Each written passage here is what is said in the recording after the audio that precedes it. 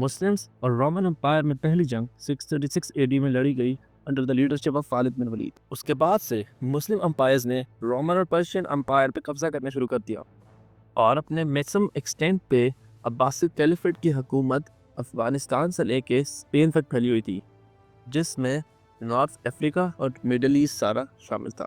لیکن کچھ ہی عرصے میں عباسد کیلیفیٹ کمزور پڑ گئی اور ملٹیپل چھوٹی امپائرز میں ڈیوائڈ ہو گئی، اور 945 AD میں بویود ڈائنیسٹی نے بغداد پہ قبضہ کر لیا، جو کہ عباسد کیلیفیٹ کا کیپٹل تھا۔ 1037 میں توغرل، جو کہ ایک ترکش قبیلے کا سردار تھا، اس نے تمام ترکش قبیلے کو اکٹھا کیا اور ایران کی ایسٹرن ایریا پہ حملہ کر دیا۔ یہ سب قبیلے ایک ہی انسیسٹر کی نسل سے تھے جس کا نام تھا سلجوق۔ بعد میں اسی یونین نے پرجیا پہ قبضہ کیا اور بویود ڈائنیسٹی سے بغداد بھی واپس لے لیا، اور اس کے بعد سلجوق امپائر کی بنیاد رکھی۔ سلجوق امپائر کی سرحدیں بائزنٹائن امپائر، جو کہ ایسٹرن رومن امپائر تھی، اور فاطمید کیلیفیٹ، جو کہ ایک شیعہ ڈائنیسٹی تھی، اس سے جا ملی۔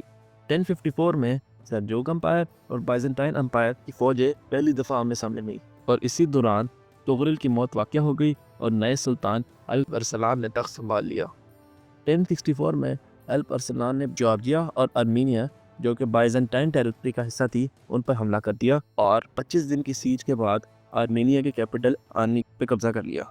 1071 میں سلجوق کے سلطان الپ ارسلان اور رومن ایمپرر رومانوس مانزیکر کے مقام پہ مد مقابل ہوئے، جہاں پہ مشہور جنگ بیٹل آف مانزیکر واقع ہوئی، اور اس جنگ میں الپ ارسلان کو فاتح ہوئی اور رومانوس پہلا ایسا رومن ایمپرر بنا جو کہ مسلمان کی قید میں آ گیا۔